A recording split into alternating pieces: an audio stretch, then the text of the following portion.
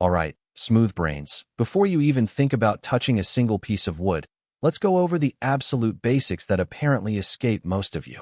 Yeah, that's right. IKEA actually thinks you need to be told not to drag your new furniture across the floor like a Neanderthal. And gasp, it's better with two people. Who knew collaboration was a thing? Don't even think about calling IKEA if you get confused. You should have watched my video first. Morons. Okay, geniuses, before you mess this up, let's see if you even have all the pieces for manual step 1. Look, this is a parts list. If you can't count to 1, maybe get a refund now. Pay attention to the click part. It's practically a Rorschach test for your basic comprehension skills. Don't come crying to me if you're missing a screw because you were too busy scrolling TikTok. Alright, manual step 1. This is where you actually start. You're taking the provided bits, the ones you just counted, if you can even manage that, and putting them together. See those clever little wedge things and the bolts? They go in the holes. Mind-blowing, I know. Don't over-tighten it, and strip the wood. Unless you enjoy sleeping on a wobbly mess. Now you're just adding more to that glorious frame. Manual step 2. Watch the diagram.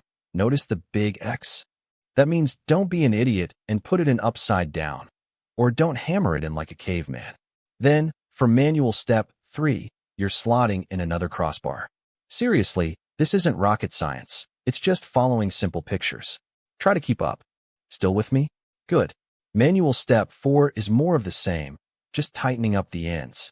Are you even turning the wrench the right way?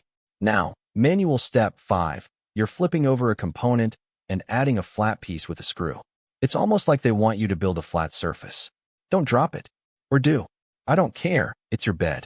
Look at you, still managing to put pieces together.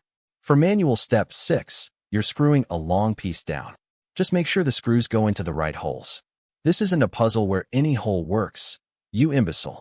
And for manual step 7, those little corner brackets? Yeah, they add stability. Something your life probably needs more of. Use the provided Allen key, don't just guess with a butter knife. Alright, manual step 8. More screwing. Are your hands getting tired from all that work? This is another support beam. You're connecting two larger pieces with a bunch of screws. Pay attention to the don't screw it in wrong diagram again. It's there because someone out there needs to be told this explicitly. Is that someone you? Probably. Now we're moving on to the headboard. Don't worry, it's not actually going to test your brains. Manual step 9. You're just attaching the side rails to the headboard piece. See those little arrow tabs? They indicate direction. If you put it on backward, I swear to all that is holy, I will personally come over and judge your life choices. This is elementary. Okay, for manual step 10, you're sliding the other side rails onto the headboard. It's like putting two halves of a brain together, except one half is missing and the other half is, well, you. Manual step 11 is where you secure the whole thing with those funny bolt-in wedge connectors. 4 of them. Don't forget one, or your bed will collapse faster than your New Year's resolutions. Manual step 12. Now you're attaching the other end, the footboard. More bolts, more of the same, incredibly simple process.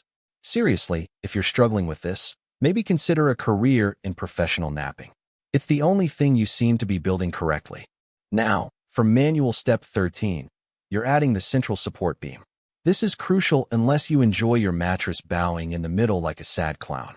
2 of those metal brackets and screws. Make sure they're oriented correctly. I know, thinking in 3D is hard for some, but try your best.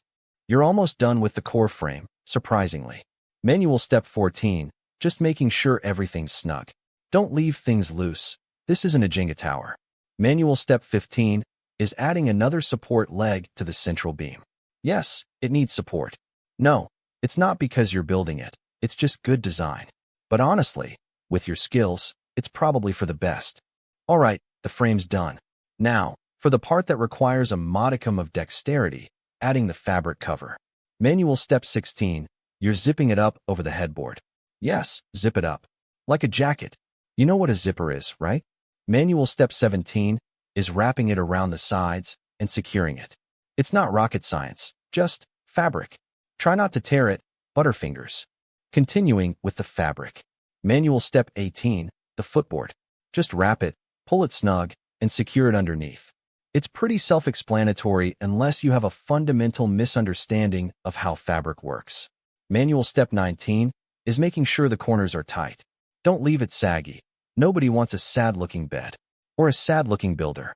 Get it right. And now, for the grand finale, the slat base. Manual step 20, you're clipping in the supports for the slats. 8 of them. Don't miss any, or your mattress will be doing a gymnastics routine. Manual step 21 foot, drop in the actual slats. They just go in. No complex equations needed. And there you have it, a bed. Pat yourself on the back, you barely managed it. Now try not to break it when you sleep on it. Morons.